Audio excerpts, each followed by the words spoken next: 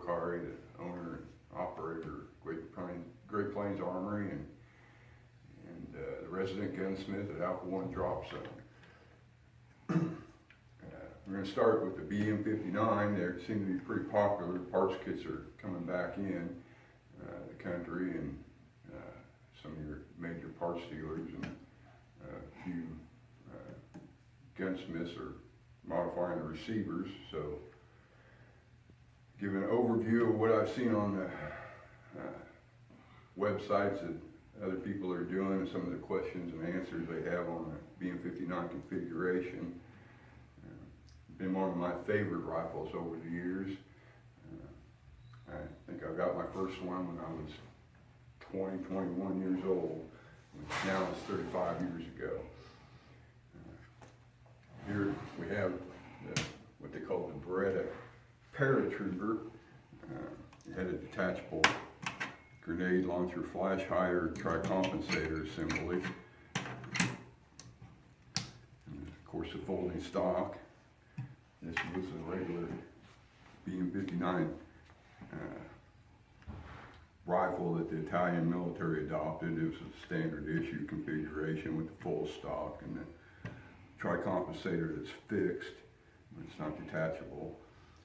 And then you have what we called back in the 70s and 80s the BM-59As, or the American version, which actually the BM-59 prototypes that they developed, the Italian version we know today, started out this way, where they used a Garand gas cylinder and a bent off rod instead of the gas cylinder that comes down even with the axis of the barrel, where you can use a straight off rod.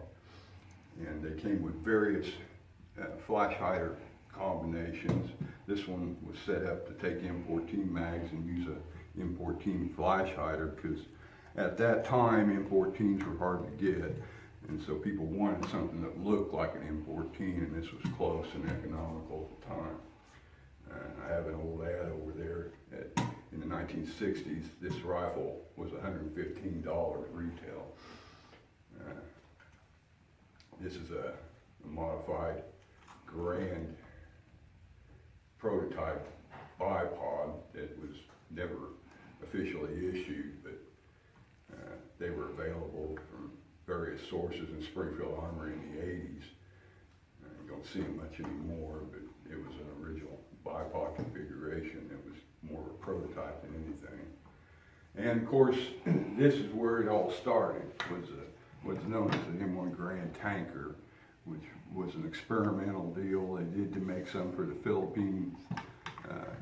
General MacArthur requested a shorter version for use in the Asian theater, and they made some in the field depots, and that's where it came from. Although Springfield Armory in Massachusetts did make some as a prototype for a Garand carbine. They were mainly an experimental field modification, and of course later on a commercial version of the M1 Garand. Beretta had something like that at one time when they were making M1 Garands. It led into the BM-59 modification. The only reason that's here is just to show you the somewhat evolution of it all. We'll go through some of the differences in the parts. There's a lot of questions on that. We have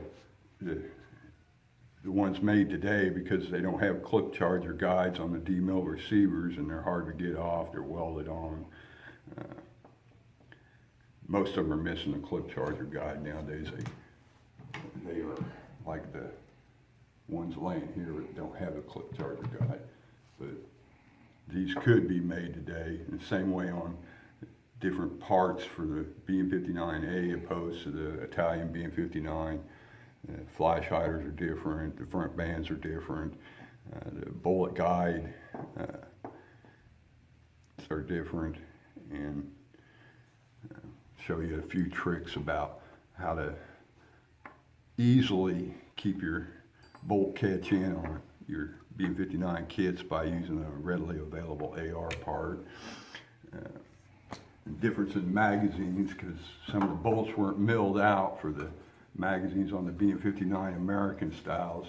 They just would grind the lips on the magazine, and that way the unmodified Garand bolt would ride through the magazine lips. And this is a stock that Reese Surplus, RSI, of course Springfield Armory, sister company, sold for a while because they ran out of original BM-59 parts. They made these up to use the rest of their remaining parts and still have a commercially sellable stock. And you can see the length on the paratrooper stock and the regular stock are pretty much the same, except when the paratrooper stock's folded.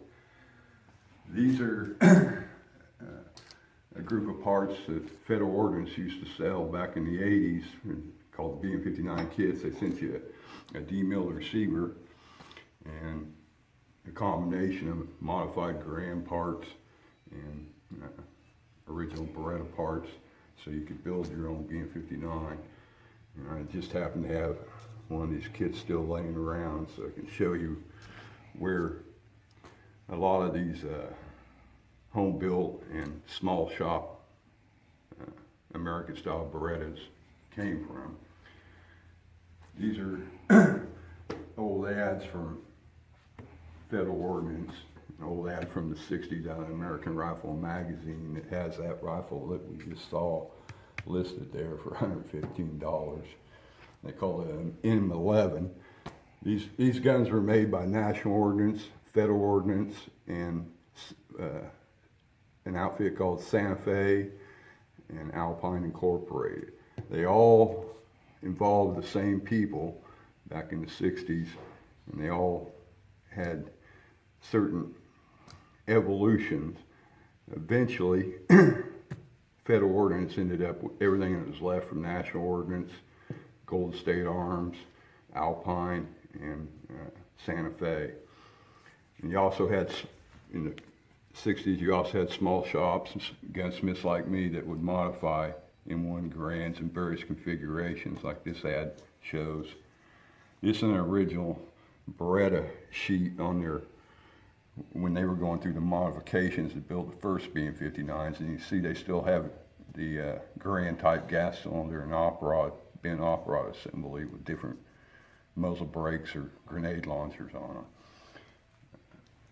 Some of the guns I've sold in the past, I've had some of these. I don't have them anymore, but I've seen half a dozen different grenade launchers and flash hiders on them from various manufacturers, and even Beretta had 3 or 4 different ones. As we go on with this program, we'll kind of divide up in segments, and you have to keep tuning in. I'll go into more detail and actually break some of these down and show you some of the receivers. Like the Springfield Armory receiver is a Beretta receiver that's unfinished, and they finished it up and then put their markings on it. But because it came from Beretta, it has some mill features that the full auto select fire Beretta needed to fit the select fire parts in. This one's an original Beretta imported in by Burden Corporation out of New York. They were one of the major importers of Berettas back in the 60s. And it had virtually no receiver cuts for the full auto parts on it. Beretta did it both ways, where the ATF wasn't as specific as they became later on, what you could do and what you couldn't do on as far as selling a receiver or a gun on the market.